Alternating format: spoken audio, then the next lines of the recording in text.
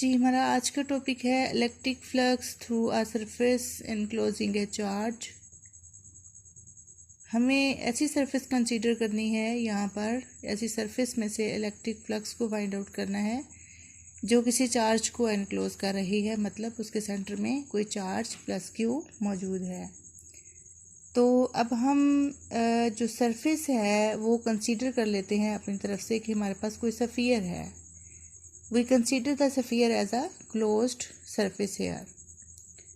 और plus Q charge जो है वो मौजूद है इसके सेंटर के ऊपर। और बेसिकली हमें इस सरफेस के अंदर से इस पूरी सरफेस जो हमारे पास सफ़ेयर की शक्ल में हमें नज़र आ रही है, इसमें से इलेक्ट्रिक फ्लक्स को फाइंड आउट करना है। तो उसके लिए ये हमारे पास जो सफ़ियर है, आप इसी तरह से ही इसे समझ सकते हैं जैसे हमारे पास कोई बॉल है, ठीक है, बॉल है और बॉल के सेंटर में बिल्कुल हमारे पास कोई प्लस क्यू चार्ज पड़ा हुआ है। तो आपने देखा होगा कि बॉल की जो सरफेस होती है, जिस तरह ये सरफेस है हमारे पास, हमें ज़ाहिर तो यहाँ ये सर्कल नज़र आ रहा है, लेकिन ये बिल्कुल सफ़ियर की तरह होगी जैसे हमारे पास बॉल होती है। तो बॉल की जो सरफेस होगी, आपने देखा है कि ये तकरीबन ऑल जो होती है ये कर्व्ड होती है, ठीक है। तो बेसिकली हमें इलेक्ट्रिक फ्लक्स को मालूम करना है इस सफ़ियर के अंदर से जो पास कर रहे हैं। हमारे पास जो फ्लक्स का फार्मूला होता है phi E is equal to E dot A. This formula is applicable for flat surfaces. Previous article में हमने जितनी भी स्टडी की थी, हमने देखा था कि हमने फ्लैट सरफेस कंसीडर की हुई थी रेक्टेंगुलर फॉर्म में। तो यहाँ पर जो है हमारे पास कर्व्ड सरफेस होगी, प्लेन नहीं है, फ्लैट सरफेस नहीं है, हमारे पास एक सफ़ियर बना हुआ है।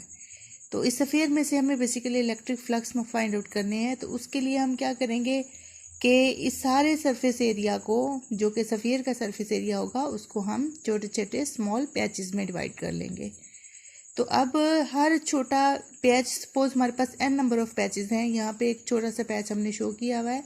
तो इसी तरह के बहुत सारे पैचेस, छोटे छोटे पैचेस हम पूरी सफ़ियर की सरफेस जो है उसके ऊपर बनाएंगे। तो हम सपोज कर लेते हैं कि हर एक का जो वेक्टर एरिया है वो suppose delta A1, delta A2, delta A3 up to delta AN है।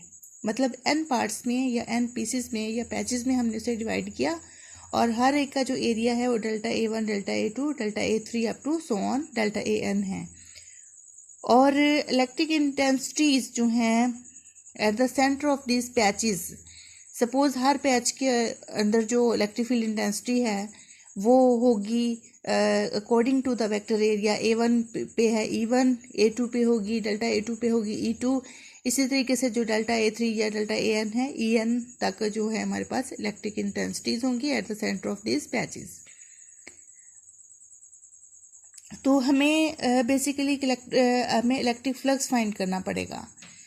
अब हमने क्यों किया ये, सबसे पहले हमने, हमारे पास जो सरफेस थी वो पूरी एक सफ़ियर की सरफेस थी जो कर्व थी हर जगह से। हम ये फार्मूला नहीं लगा सकते phi is equal to E dot A. तो जिसके लिए हमने अपनी आसानी के लिए इस पूरी सरफेस को छोटे छोटे फ्लैट पैचेस में तकसीम किया। और अब हमें क्या करना होगा, हर एक पैच के अंदर ये वाला फार्मूला लगाकर phi E is equal to E dot A formula apply करके हम हर एक पैच के अंदर इलेक्ट्रिक फ्लक्स को फाइंड आउट करेंगे। और फिर पूरे का सम अप करने के बाद हम पूरी इस सरफेस के ऊपर, जो कि सफ़ियर की सरफेस है, उसके ऊपर इलेक्ट्रिक फ्लक्स को फाइंड करेंगे। Calculate flux for each patch. First patch के लिए हमारे पास क्या है, suppose this is phi E1, this will be equal to E1 dot delta A1। इसी तरह से सेकेंड पैच के लिए phi E2 will be equal to E2 dot delta A2। इसी तरह से phi E3 will be equal to E3 dot delta A3 up to so on phi EN is equal to EN dot delta AN nth patch के लिए। तो for close surface है, चूंकि ये सारी हमारे पास this is like a sphere, और इसमें हम टोटल फ्लक्स अगर पूरी सफ़ियर के हम मालूम करना चाहें तो वो हमारे पास तमाम पैचेस के जो इलेक्ट्रिक फ्लक्स होंगे उनको सम अप करने के बाद हमारे पास आएंगे।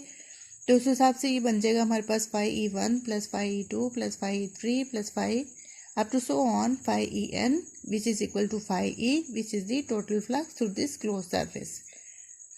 तो हमारे पास इस तरह से देखें, जो फाई E है this is equals to E1 dot delta A1 plus 5E2 plus E2 dot delta A2 plus EN dot delta AN।